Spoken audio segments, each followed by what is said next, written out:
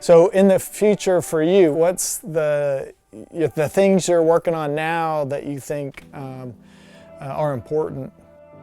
You know, I'd like to say, you know, looking way far down, and it's like I'm looking at tomorrow and the next day, and how you achieve zero discharge from stormwater outfalls is a real is a real puzzle.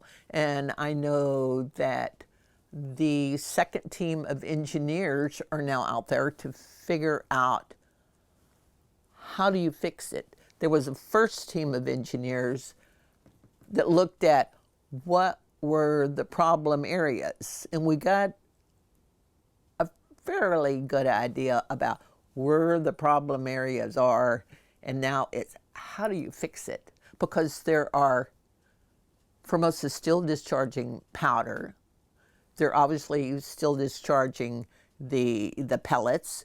So to achieve zero discharge is an ongoing thing, and it's great that we get to be involved in every part of it.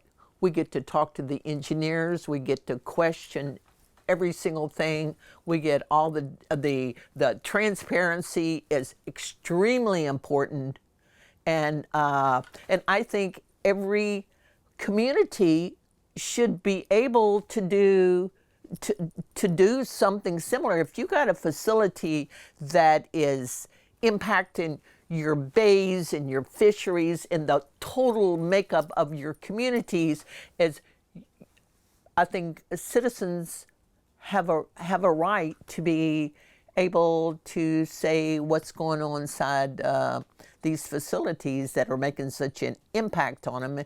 So it sounds like you're going to be busy. Yeah. Over the next 5 years, still and putting into place. So you've got the ball rolling, but now you need to see it through. And we are very, very fortunate. When it gets stalled or it gets delayed, or we have arguments over what should happen, we can take it to a federal judge and it can be resolved there. $20 million of the settlement money is to help rebuild commercial fishing in Seadrift by starting a sustainable co-op. What's the status of that? So in order to get the $20 million, you don't just get $20 million, you got to show you can do it. It took a full year to try to get these guys developing, and so this year is the feasibility study to show that the plan they have set up will work. This year, their goal is to be licensed with the state, and they're looking at dock space, they're looking at fish houses, they're looking at maybe even places to buy.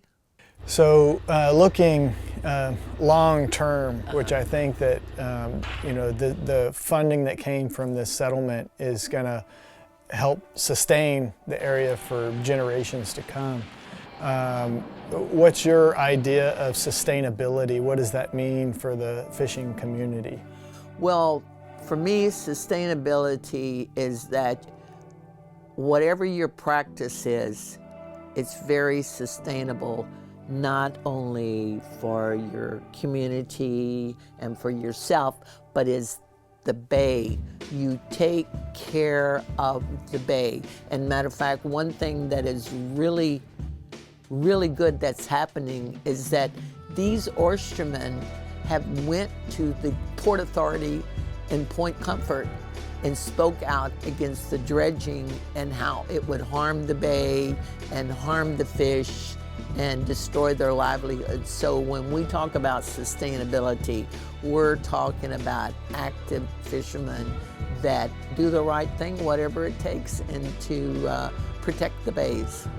So with this $20 million towards the Sustainable Fishery Co-op, I am hoping, me being a fourth generation fisherwoman, that there will be other generations that can say they're fishermen and that they live in this community, and to work as a fisher person on their own boat and not have to say their only option is to go work in a chemical plant. That's our goal.